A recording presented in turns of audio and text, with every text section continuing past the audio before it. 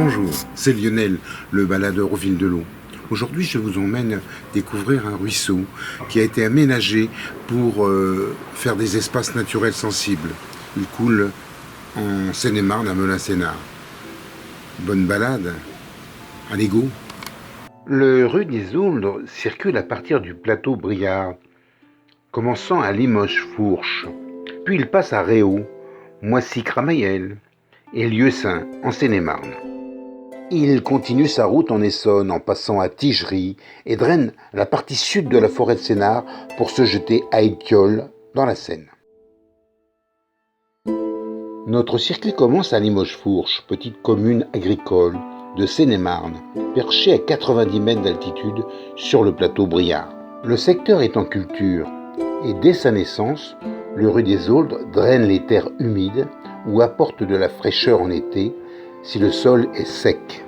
Le ruisseau passe à Réau, où l'on voit au loin les bâtiments du centre aéronautique de Villaroche, où le groupe Safran assemble, contrôle ou répare des moteurs d'avion. Il passe à proximité du petit bois et de la ferme Galande, qui exploite les terres des environs. Il va parcourir 17 km jusqu'à sa confluence avec la Seine à Étiolles. Le rue atteint Moissy-Cramayel, ville nouvelle, créée dans le cadre du Grand Paris en 1965 sur des terres agricoles où poussaient betteraves et céréales. Ce ragondin se baigne et se rafraîchit dans la petite rivière qui entre dans Moissy-Cramayel, côté est, à la limite des champs. Les ragondins sont très présents dans nos petites rivières. On voit ici également surgir un furtif martin-pêcheur. Moissy a vu sa population passer de quelques habitants à 18 000 en 40 ans. La ville moderne s'est construite autour d'un cœur de ville Briard ancien. L'aménagement hydraulique local a rendu nécessaire la création de lacs artificiels drainant et asséchant les terres humides argileuses. Ces lacs reçoivent les eaux superficielles et les eaux pluviales de la ville. Par des systèmes de barrages, l'eau est mise en réserve et s'échappe par des biefs aval, alimentant successivement plusieurs bassins. Des dépressions qui ont été accentuées et modelées accueillent l'eau. Le long de ces bassins, les circulations passent à travers des résidences modernes. La ville continue d'accueillir de nouvelles constructions, de part et d'autre du cheminement du ruisseau, qui est avalé par ses plans d'eau. Plusieurs kilomètres de ruisseau forment une sorte de retenue où une faune d'oiseaux ou de poissons réside en permanence. Arrivé à la départementale 57, on observe un déversoir qui permet au ruisseau de passer sous la route pour continuer son chemin. Un long réservoir constitue un autre bassin, à proximité de la départementale, axe routier nord-sud dans Melun-Sénart. De l'autre côté de la départementale, nous arrivons dans un espace naturel aménagé, le parc de la Motte à Lieusaint. Des oies bernaches ont su s'acclimater dans cet espace créé en 2009 pour sauvegarder un milieu humide menacé par l'urbanisation. Cet espace naturel est fortement apprécié par les clubs de randonnée de la région, car il présente tous les critères pour circuler et se détendre. Un observatoire en hauteur permet en toute discrétion aux amateurs de voir plus de 40 espèces d'oiseaux, soit sédentaires, soit de passage lors de migration.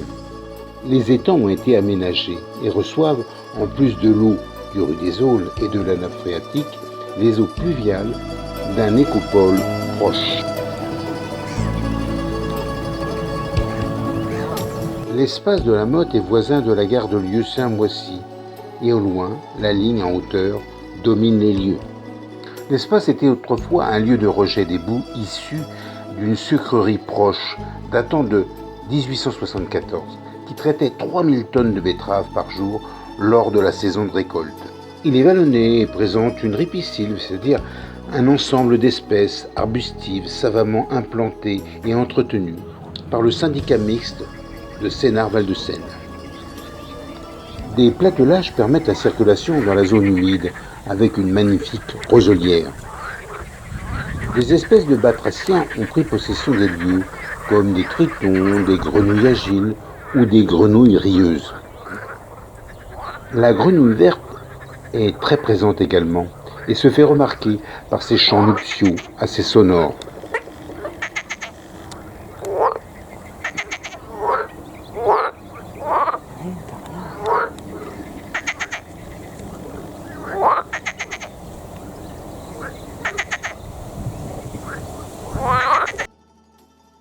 Sortant de ce bel espace naturel de 17 hectares, le rue des Auldes canalisé va passer sous la ligne RERD pour continuer dans Lieusaint.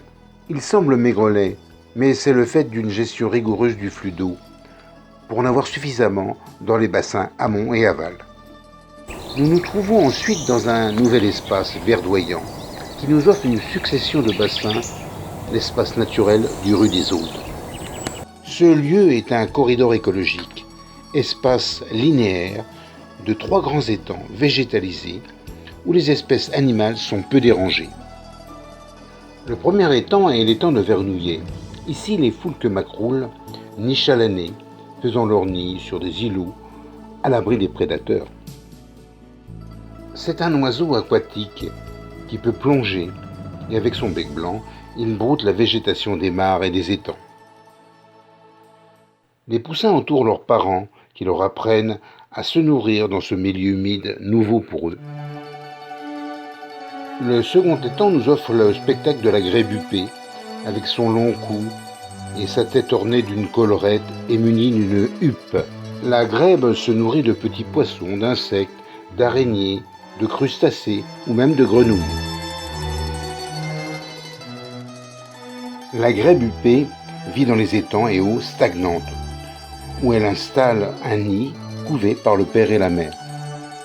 Ces étangs sont également alimentés à la fois par la nappe phréatique, les eaux de ruissellement ou de pluie venant de la ville de Lieusaint.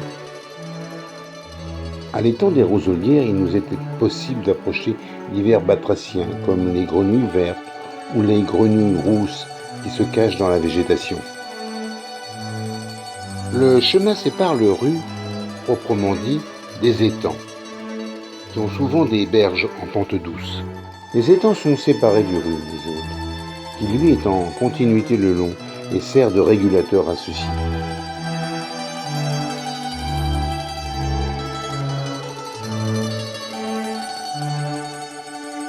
Le troisième étang sur notre parcours est l'étang de la Flache. Il accueille des bois accessibles par des passerelles permettant de relier certains îlots pour observer la faune ornithologique. Les oiseaux d'espèces différentes doivent cohabiter. Ici l'on remarque des foules, des grèbes ou des bernaches, mais cela semble bien se passer. Le héron cendré est très présent dans ces eaux calmes. Il se nourrit de poissons, de batraciens, qu'il chasse dans ces eaux peu profondes. Il prend parfois son envol pour rejoindre sa colonie qui niche à la cime des grands arbres environnants. La population d'oies-bernaches comptait en Île-de-France une trentaine de couples seulement à la fin des années 1990. Elle est actuellement estimée à plus de 300 couples nicheurs.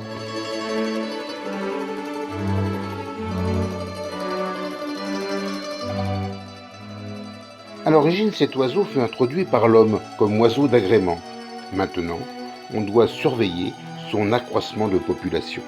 Ceci pour éviter qu'elle entre en concurrence avec d'autres espèces et devienne majoritaire dans les zones humides comme ici dans le rue des Audres.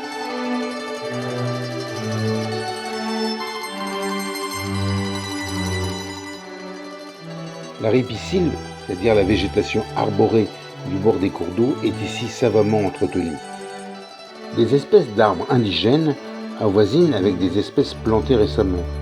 Mais on doit veiller à limiter l'envahissement des rives qui risquent de devenir trop ombragées.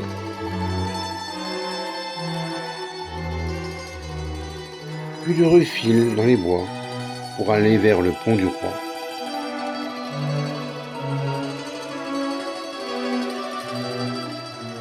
À Lieusaint, on ne manque pas de passer au canal d'Ormois, qui fait 0,74 hectares. Il a plusieurs fonctions. Par exemple, il écrète et régule le débit d'écoulement du rue des Aulnes. Il sert aussi à dépolluer les eaux pluviales de lieux sains par décantation. Il sert également de bassin d'agrément et de pêche. Nous voici maintenant à Tigerie, où une nouvelle zone humide a été créée. Un important nœud routier a été créé dans le secteur du Clos du Roi. Le rue des Aulnes passe dessous, dans le fracas de la circulation de la nationale 6 qui rejoint ici l'autoroute A5.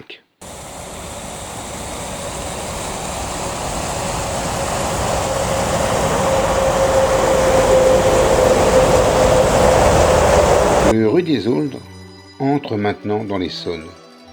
Il va aborder la lisière de la forêt de Sénart. Nous abordons la vaste forêt de Sénart, du côté du pont Bourrette, d'où part l'allée royale, menant vers la forêt de Rougeau. Notre petit ruisseau est redevenu très modeste, mais forestier, dans cette forêt de Sénart qui fait 3272 hectares.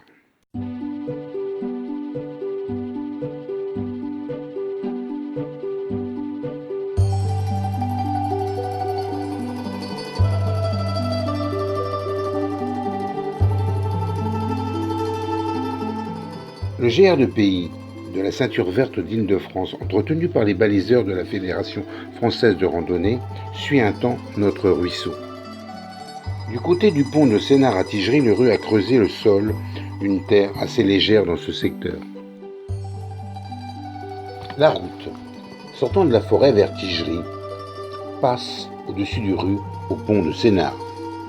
On note que le rue des Aulnes a un bassin versant constitué de 30% environ de forêt et de milieux semi-naturels, ce qui est pas mal pour une petite rivière à 30 km de Paris. À Tigerie, qui était autrefois un bourg agricole, une nouvelle zone humide a été créée sur notre ruisseau. La population ayant fortement augmenté ces 20 dernières années, dans le cadre du développement de l'agglomération de Sénart, il était nécessaire de créer un espace de détente et de sport.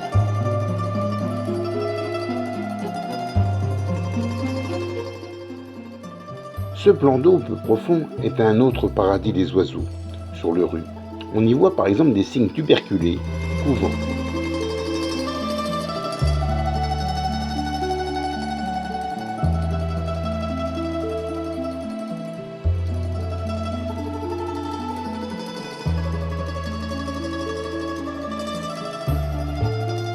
Pour continuer son chemin, le lit du rue a été coupé par un déversoir, dirigeant l'eau par petites quantités sous la D22, route vers Corbeil-Essonnes. Puis il longe le centre informatique de la Société Générale, une des rares structures techniques dans la forêt de Sénart. C'est à cet endroit que le rue des Aulnes devient un des drains de la forêt de Sénart, en recevant le rue Madereau qui extrait l'eau excessive de la forêt. C'est ensuite le pont au Pourceau. Il y avait probablement une ferme où on élevait des cochons ici autrefois. Le rue devient parfois vif suite à une modification de la pente.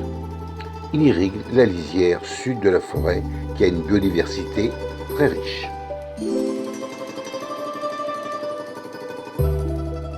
À proximité du pont au Pourceau, on voit le golfe d'Étiolles. Puis le rue atteint Étiolles, riche petit village en pente, situé entre la forêt et la Seine. Nous passons à proximité du château des Aulnes. Jeanne-Antoinette d'Étiolles habitait un temps ce château. Ce serait en forêt de Sénart qu'elle fit connaissance de Louis XV et devint Madame de Pompadour. Le rue des Aulnes, après avoir parcouru ses 17 km, atteint la rive droite de la Seine, au domaine des Coudrais, où on a découvert en 1971 un site préhistorique datant de 13 000 ans. C'est ici, sur le bord de la Seine, face à l'île aux Paveurs, que prend fin notre déambulation. Je vous dis à bientôt pour un nouveau circuit, sur le bord d'une autre rivière, dans notre région.